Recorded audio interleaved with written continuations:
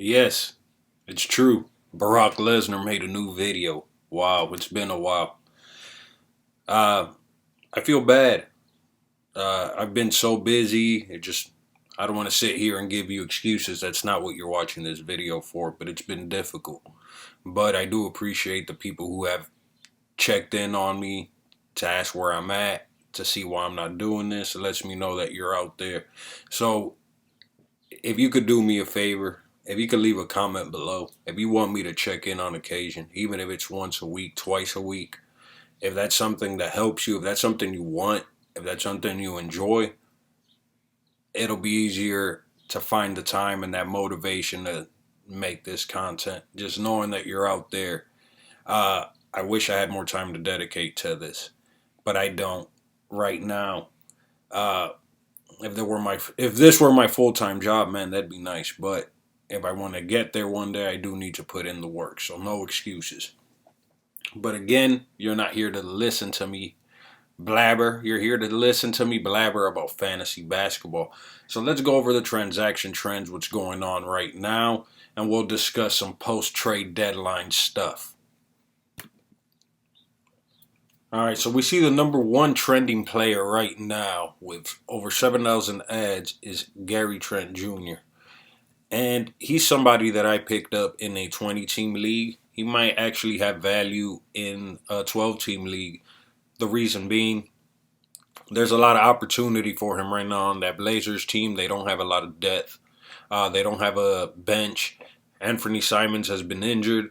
So he's hitting a ton of three-pointers. He's getting good percentages. And the last two games, he got 4 steals apiece. Those are gems right there. So at this point, I would pick him up. I'd give him a shot. He's been hitting almost three-pointers per game since January. So he's likely available on your waiver wire. He's not available. I'm sorry, he's not owned in a ton of leagues yet. But if he continues producing like this, the secret will be out. Mo Wagner is someone else that I've had my eye on. And the reason being, look at those percentages, almost 60% with 81% free throw. And he's averaging a three-pointer. He's not getting you a ton of steals and blocks in the minutes he was getting, but he's only playing minutes in the teens. The thing that's happening right now on that team is that Thomas Bryant is injured. So he has the opportunity, coming off of his own injury, he dealt with an injury that had him out for a few weeks. But it looks like he's coming back to form. Got 24 minutes last game, 19 points, 9 rebounds, 2 assists, only 1 turnover. He didn't help your free throw percentage there, but usually he's been hitting his free throws. He's a guy that can help you out if you need a big. He hits three-pointers. That's incredibly valuable, especially if Thomas Bryant ends up getting shut down for the season because he's dealing with that fracture in his foot. He was out for a while. He played a few games. It flared up on him again. So that is concerning. And if Thomas Bryant does get shut down, there's a clear path for minutes for Moritz for the rest of the season. So this is another guy who's probably on your wire because he was dropped due to missing those 2 games you see there, February 5th and 7th. But he has the starting role. He got 30 minutes.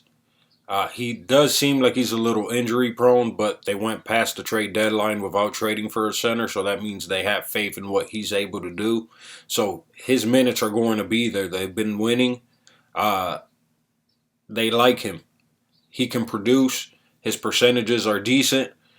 He's not going to blow your mind with what he can do, but even right there, he hit a three-pointer, got a double-double, got you 5 assists. Where he hurt you there was no steals, blocks, but no turnovers.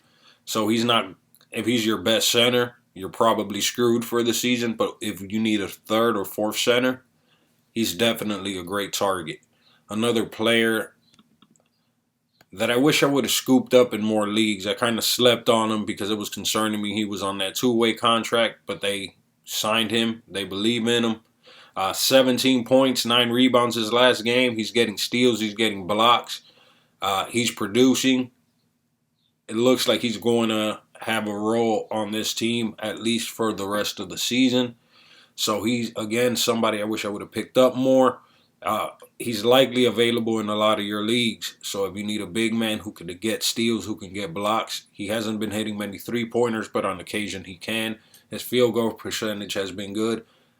Low turnovers. He's always been somebody who's had a lot of upside. Maybe this is the time where he finally reaches that potential.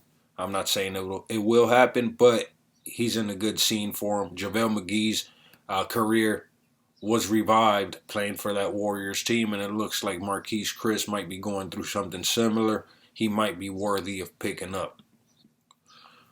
Furkan Korkmaz.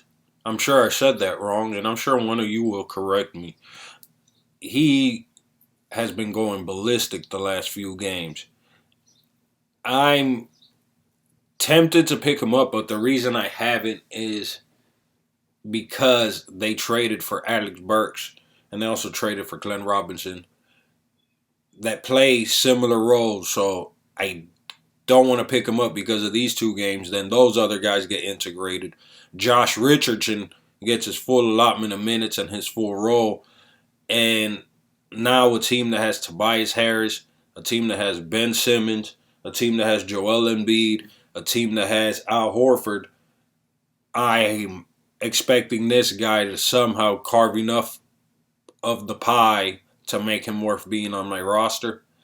It'd have to be a very deep league for me to make that sort of commitment. Had they not made that trade, then maybe.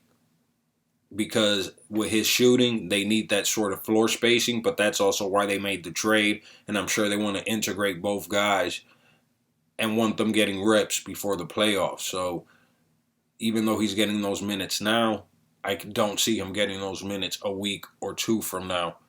He might, if you need a temporary streamer, maybe, but even next game, those other guys might get 20 minutes each. He might get 18 minutes and not be worthy of being on your roster. It's yet to be seen. That's my prediction. I'm not saying that's exactly what's going to happen, but that's how I'm viewing it and making my decisions. Terrence Davis was someone, and here's a perfect example of what I mean. Terrence Davis, he was killing it. He was crushing it. People rushed. They picked him up off the waiver wire as quickly as they could after he hit those 5 3-pointers on the 8th. And then on the 10th, Kyle Lowry comes back.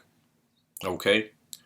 He gets 15 minutes. He makes 1 3-pointer, hits 2 rebounds. That's it. That's all he got you.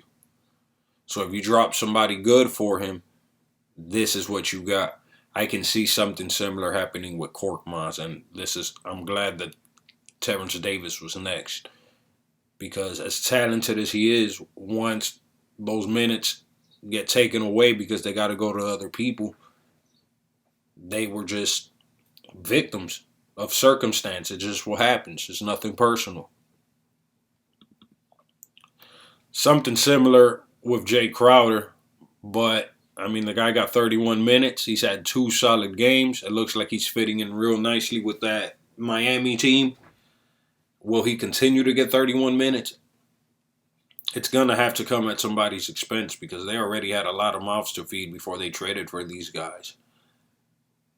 And they traded Jay Crowder. They got him for Justice Winslow, who wasn't really playing in part of the rotation. So that means those minutes are going to have to come from other people in that rotation. Is it Duncan Robinson? Is it Tyler Hero? Is it Hero or Harrell? Hero sounds better. I don't know. If it's Hero, it's Hero. I don't know. They also traded with Andre Iguodala, who's also going to get minutes. So who's going to lose minutes? They have Derrick Jones. Is he going to lose his minutes? Somebody's going to have to lose minutes in that rotation. If Jay Crowder gets a few more games, 30 minutes plus, with everyone healthy, then he might be worthy of a pickup. As someone, his field goal percentage might be high because that's a really loaded team. He might find himself getting some really great spacing and in just a really good situation for him. Malik Beasley, somebody else that I slept on and wish I would have picked him up more. especially after the trade from the Nuggets. He's a guy that gets you a good amount of 3-pointers. His field goal percentage is normally decent, even though it hasn't been the greatest. Last season, when he was getting minutes, I remember him being pretty efficient. The opportunity, the minutes are there. The trade deadline is just a great time to revamp your team. Suddenly, guys that were getting 0 minutes are getting 20 minutes, 25 minutes. And if you're the first to pick up a few of those players, and I'm going to show you a team where I did that and why I think it's going to help me, it can make you deadly. This is where you build your championship team, because if your weakness is maybe your 2 streaming spots, but you get guys that are now starters and have the opportunity to produce at a top 70 level, let's say, top 80 level, and you're doing that with your last slots and all your other slots, there's so much flexibility that you have. You may grab one of those guys and package them with a guy that you've been trying to trade to get a better player. Because now people are thinking the same thing. Like, oh, I want that guy. I want that guy. They see you have him. So now he has a value that he didn't have before. So even if you don't want to keep them, they now have value as an asset. And that's how you have to view it. They have trade value. The trade deadline is coming up in a few weeks. But if you pick up a Malik Beasley, and maybe you already have enough point guards, but you need something else. Maybe somebody's willing to give up that piece that you need, that they weren't willing to give up before.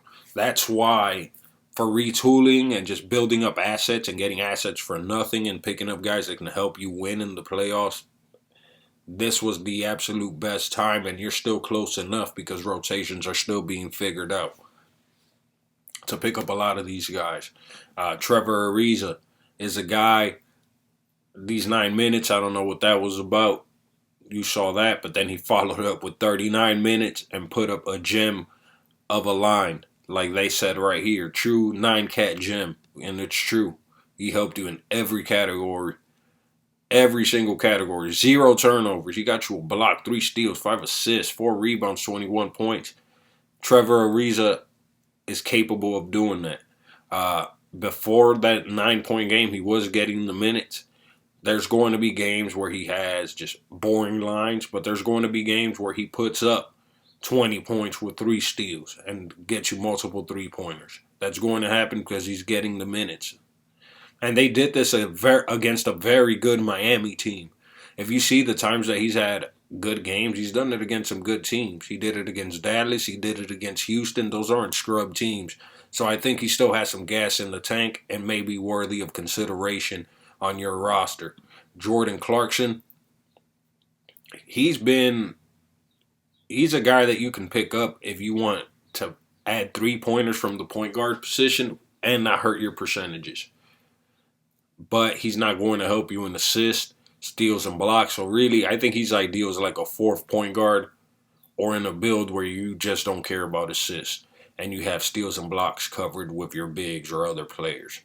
There's value to be had, but keep in mind, Mike Conley was out. But even with Mike Conley there, he was still getting minutes. He's carved a role on that Jazz team, and that Jazz team is probably not going to be resting any guys. They probably want to fight for playoff positioning the rest of the season, meaning they have some value. Eric Pashaw only got 17 minutes this last game. He's not a player that I've picked up very early on. I never recommended him. And he just ended up kind of being a mediocre player like I expected. So it's around that time of year where you have to start making these decisions. And as you can see, he doesn't have a whole lot of value. That's why I wasn't willing to drop people that I felt were valuable then for him. Oh, man, this guy has been so frustrating. OG Anunoby. So now he's had some quality games the last few games. I used to have this guy and I dropped him in a fairly deep league because just this production he was putting up here while getting minutes with injuries to the team, it was just putrid to me. It was making me sick. And then he goes and he has that sort of a stat line after I've dropped him. It's probably too late for me to pick him up. But at the same time, I'm concerned with that level of inconsistency and just volatile. It's just been volatile. Uh, so I might not rush to pick him up. Maybe if you just have some dead weight, it might be worthy just to see if you can continue doing it. But if it's a guy that you have faith in, that you really like, I wouldn't drop him thinking that this guy's going to continue putting up those numbers because he was fool's gold for a large part of the season. I'd have to see it consistently. Dedmon, I've been back and forth on just because they also traded for Clint Capella. But I also got to thinking, like, man, he did really well on that team last year. And they traded for him knowing he was disgruntled there. So then I start to think, like, it's a good thing. It's like, hey, we went and got our guy back. We want him back. So when you have that level of care for a player enough to trade back for him, and that's because you feel he fit your culture, he fit your team, he fit the structure. I can't help but to think that either playing next to Clint Capella and John Collins, that he's going to back up both positions, that he can carve out a role getting 20, 25 minutes a game.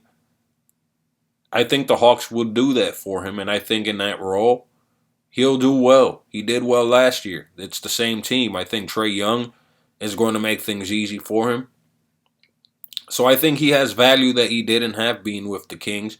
I didn't rush to pick him up, but just the last 2 games, he's getting you blocks. He's hitting 3-pointers.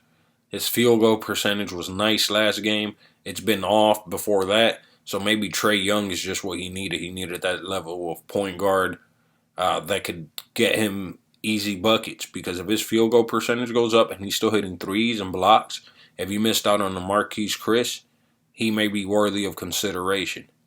If you need a 4th big or even a 5th big, you could do a lot worse than Dwayne Dedmon. I picked him up in my 16-team league, and I think he'll have value the rest of the season, honestly. Paul Millsap had a really nice game in only 19 minutes, but he's been so injury-prone all season.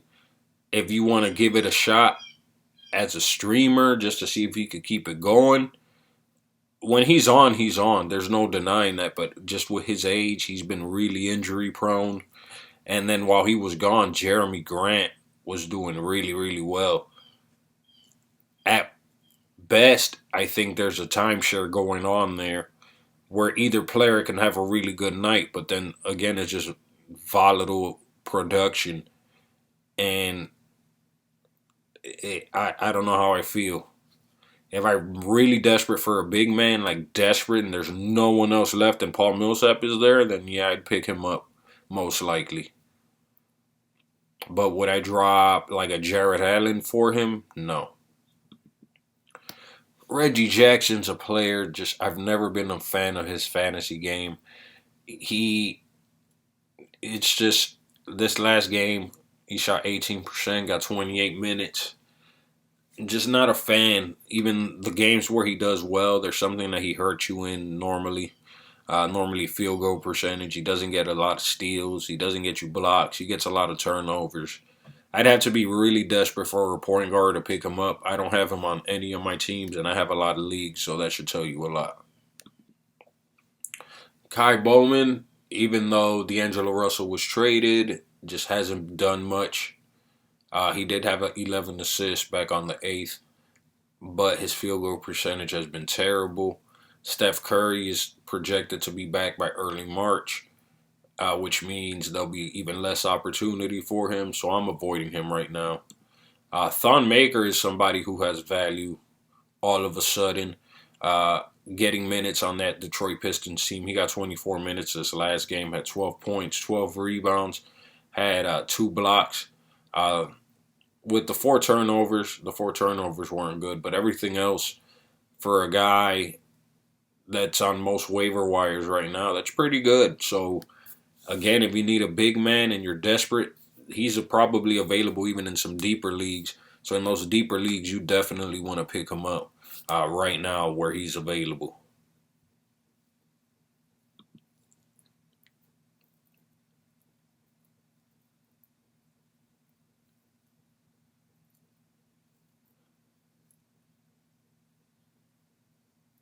All right. And then Jeremy Grant, somebody that we mentioned a little bit ago. And with Paul Millsap back, he still got 30 minutes, but it just wasn't the sort of production we've been seeing from him. It's yet to be seen if the two can coexist. Rui Hachimura is a guy that's owned in maybe 50% of leagues or more. He's kind of like Reggie Jackson, though. He hasn't really proven to me that he can do much outside of like two categories. Reggie Jackson is points and assists. With this guy, it's points and rebounds. But his three-pointers leave a lot lacking. His field goal percentage is spotty at times. He doesn't get any steals. He doesn't get blocks. So I prefer Mo Wagner on that Wizards team when it comes to a big man on the waiver wire. There were some questions of what value he would have, Jordan McLaughlin, once D'Angelo Russell was back, and those questions were answered. He got 16 minutes. I would move on unless you're in a really deep league where you're desperate for a point guard. Kendrick Nunn has been playing like basura for the last few games, so he definitely needs to get it together. I have a league where I really don't have a lot of drops I can make, and if he continues playing like this, he's going to put himself on the chopping block. I might give him another game or two at most, but that sort of production, especially him being a rookie, this could be the rookie wall. I might just have to move on. Alec Burks is a guy who was crushing it on the Warriors, but really is about to lose a ton of value after the Warriors trade. This is how you can be impacted by the trade deadline when you have guys like this that were one of the pillars of your team and boom, all their value is gone. You have to replace it with some of these other guys I've mentioned to get that value going. Alec Burks is a drop. I don't really see any debate. We already talked about this earlier with Firkin, but he's definitely a drop. Duncan Robinson is one of these players who I predicted would be impacted by Jay Crowder, but still he got 37 minutes. He's just a beast with the three-pointers. He gets a ton of freaking three-pointers. And he continues to get a ton of three-pointers. I would pick him up. It looks like he's very crucial to what they're doing. He's available, I'd say, still in at least 40% of leagues. I don't have that figure in front of me, but I wager it's around that. Maxi Kleber, after just being scorching hot for a while there, has been struggling the last few games. I really kind of feel like moving on. I have a league where I have him where I'm just waiting for Rashawn Holmes to come back, and I really think Maxi's going to be my drop. Hopefully he gets it together. But Luka Doncic coming back, getting some of those minutes, it might make things better for him. I don't know. It remains to be seen. But he's been disappointing me for sure. Michael Bridges is a guy I've been a fan of for a while. And earlier this season, his minutes were really spotty. But now his minutes are no longer spotty and are being really consistent. And so has his production. He did have a couple of games where he was, and I dropped him. And now I regret it because Maxi Kleber, I'm sorry about that. Yeah, I'm not going to update that. I'm not going to pay them. But Michael Bridges has been just a beast, and he's been hitting three-pointers now, which is a thing he wasn't doing before. His field goal percentage is nice. His free throw percentage is nice. He's been getting you steals, blocks. He's like a Robert Covington type player. When he's on, he is freaking fire. He wasn't hitting three-pointers for a lot of the season, but just recently that's something he's been doing. I'm mad that I dropped him. He would have fit so nicely with my team, but it is what it is. Josh Hart has had a decent value the last few weeks. His field goal percentage was rough this last game, but 3 3-pointers, 7 rebounds from a guard, no turnovers. Normally he gets steals. He didn't have any this last game, but for the 3-pointers, the steals, his ability to at times get you 4 to 6 assists, like you could see February 4th and 6th. He's a dynamic player, and I think he still has enough upside, and he's getting the minutes to continue producing.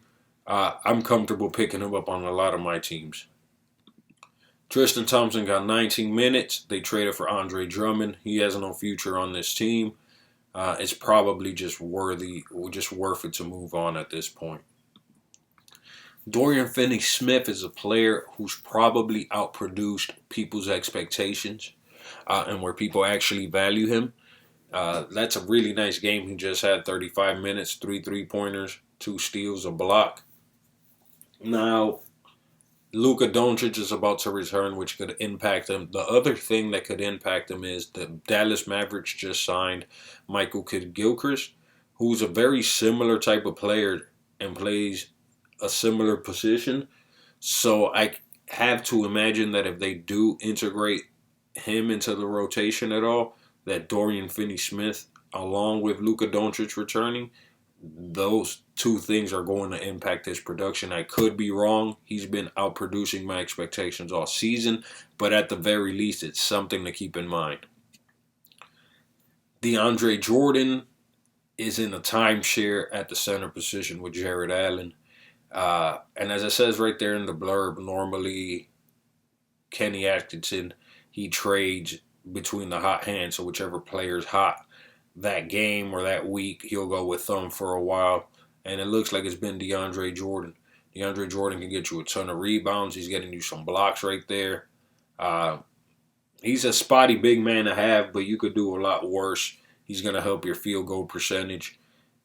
I'd pick him up if he's available. He's probably not available in a ton of leagues, but if he does happen to be available, he's worthy of picking up for sure. Andre Iguodala is somebody that I have no plans of picking up. That rotation, I'm sure they brought him on because of his vet savvy and experience, but not to be a crucial part of the rotation. The fact he got 17 minutes to Jay Crowder's 31 minutes makes me feel that that's correct.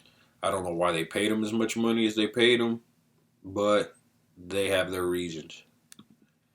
DeAndre Hunter got 33 minutes, and he has the opportunity to produce on this Hawks team for the rest of the season. He's definitely worthy of a flyer. Maybe in a 14-team league or deeper. I don't know that I would pick him up in any of my 12-team leagues since my teams tend to be deep. I'd have to be in a real desperate situation, or I'd stream him, possibly. Elfrid Payton has been crushing it the last few weeks, but one of the reasons I dropped him in the league I had him is he was hurting my field goal percentage. He was also hurting my free throw percentage. He wasn't getting me any three-pointers, and he was getting me a lot of turnovers. So he was hurting me in as many categories as he was helping me. That's just something to keep in mind with him. It's always going to affect his rank. He's very streaky as far as the field goal percentage. When he's on and he has good percentages and he's getting you triple-doubles, he's amazing to have. But then he just has those putrid shooting games and then gets you no three-pointers and gets you a lot of turnovers. And that's just a really bad combination in category leagues. And I'd assume that in roto leagues as well.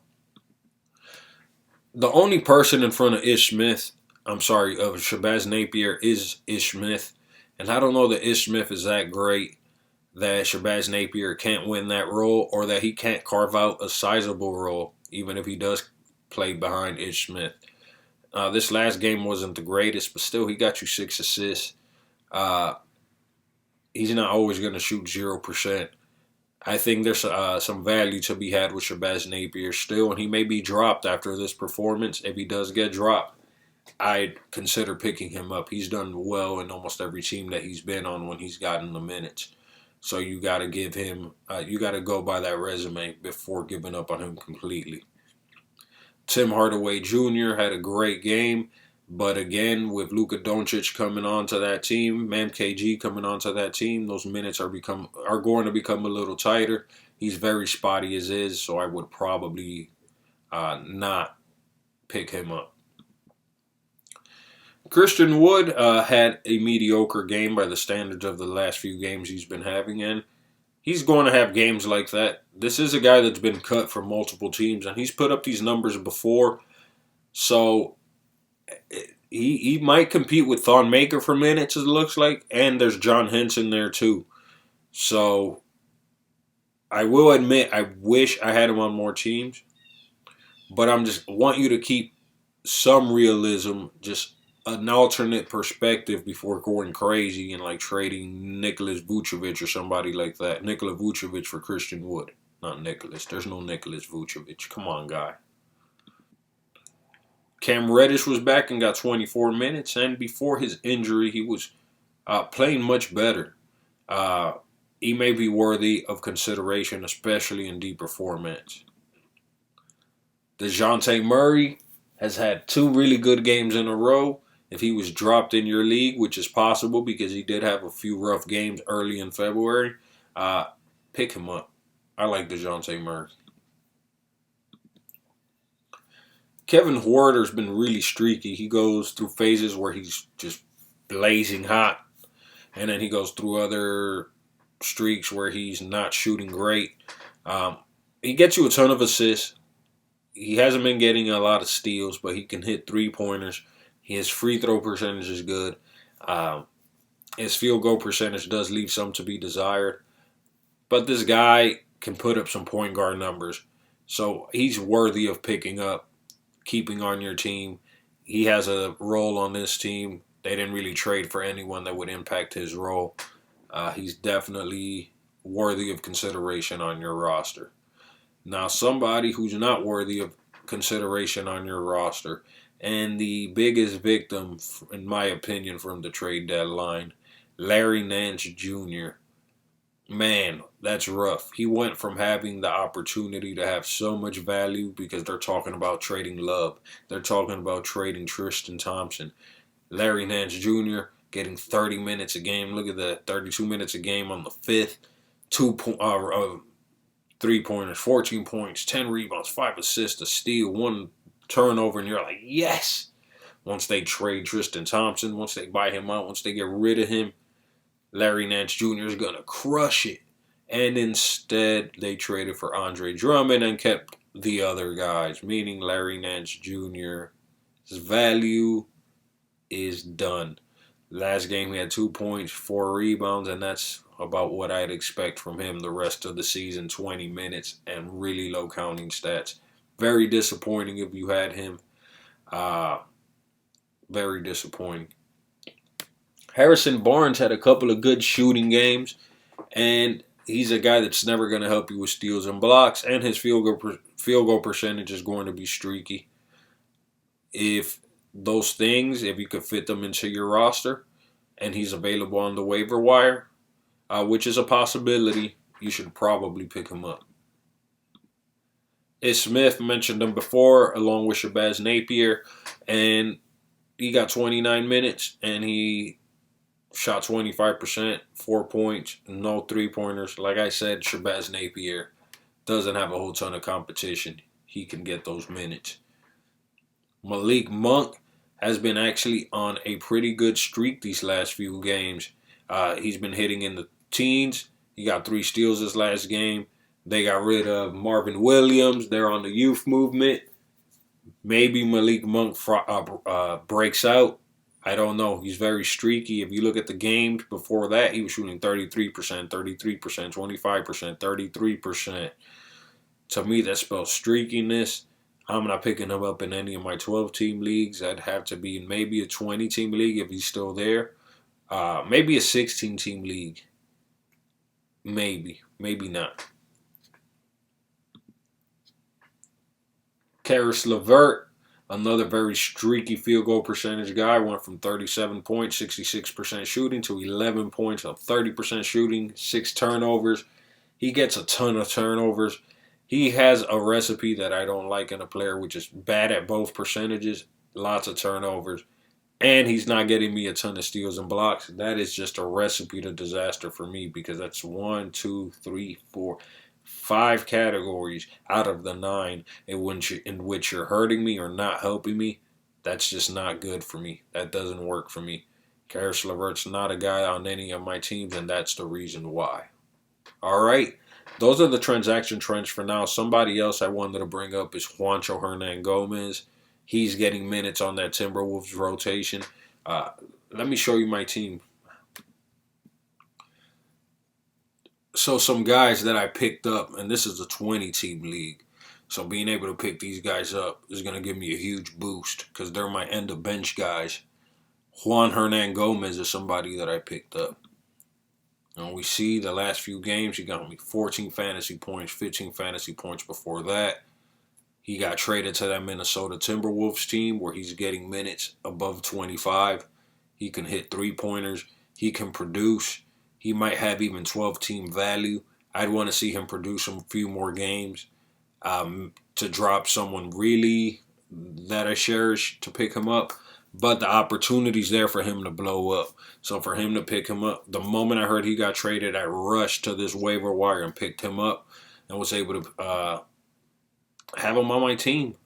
John Henson is somebody else who's been putting up some value. I picked him up as soon as he was traded to Detroit because I figured he might get 20, 25 minutes. And when he gets 20, 25 minutes, he can produce.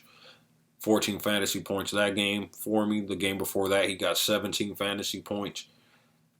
Again, if you need a big man in like a 16-team league or deeper who can get blocks, who can get you a good field goal percentage, who can get you some rebounds, John Henson has had fantasy value in the past. He just hasn't had the role in a few years. But now it does look like there's a role for him to produce for the rest of the season. So pick him up if you need a big man in a really deep league. Kyle Anderson is somebody else that benefits tremendously from the trade deadline. I picked him up before the trade deadline, actually, just fuck it. Oops, sorry for the profanity. I try not to swear too much.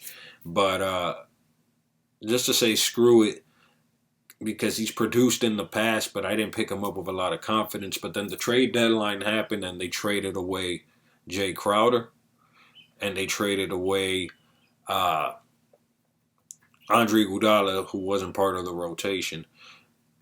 But who they took back in that trade is a guy who's injured and hasn't been playing, which just opened up a lot of minutes for Kyle Anderson to produce where Jay Crowder was producing.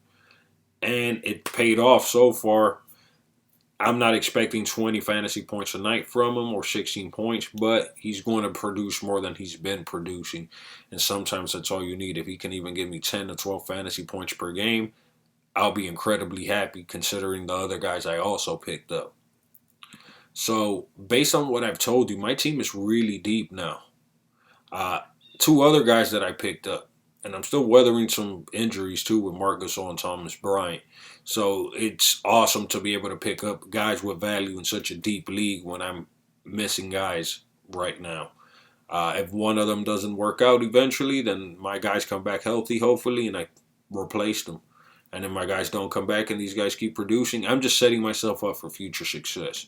Reggie Bullock is somebody else that's benefited from the fantasy deadline in that now he can play the role that Marcus Morris had on that team. The person that they took back isn't a guy who's going to take 20 shots a game like Marcus Morris was doing. Reggie Bullock is a guy that can take a lot of shots, that can score, that can hit three-pointers. He has some size to him, so he's going to play a lot of the role that Marcus Morris had on that team. Somebody else that I'm taking a flyer on because of the trade of Marcus Morris is Wayne Ellington. As you can see, his last two games, he wasn't getting any minutes prior to February 6th. And then after that, he's gotten in 27 minutes, 32 minutes, 21 fantasy points, 18 fantasy points. He hit 5 3-pointers this last game, hit 3 3-pointers the game before that, hit 4 3-pointers the game before that. So this guy's been a sniper.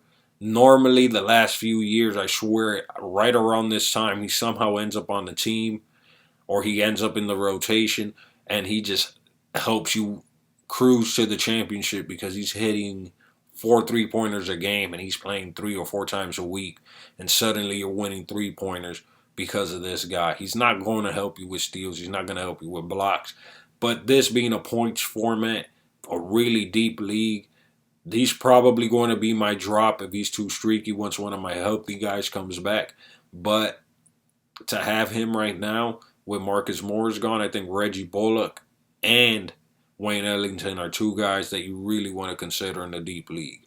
And I actually had Reggie Bullock last week and dropped him, and no one picked him up, and this is a 20-team league. So people are really sleeping on what both of these guys might be capable of doing. All right, guys, that's been 40 minutes.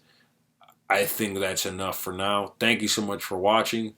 If you want, go ahead and subscribe. I won't force you to. I understand. I haven't been consistent, and I'm sorry.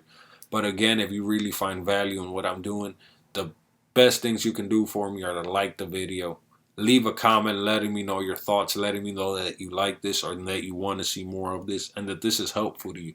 Something else that I would really cherish if you would do for me is, if you've been listening to my advice since before the season started, let me know how your season is going. Let me know how this advice has helped you. Have you improved? Have you seen an improvement? Has my advice led you to new heights as far as your fantasy basketball game? Or do you feel that you're doing about the same? If you're doing about the same, I wouldn't imagine that you would be watching this video right now, but who knows? All right, guys, thank you so much. Again, like, subscribe, all that fun YouTube algorithm stuff. Until next time, this is Brock Lesnar of Brock Lesnar Hoops. Bye.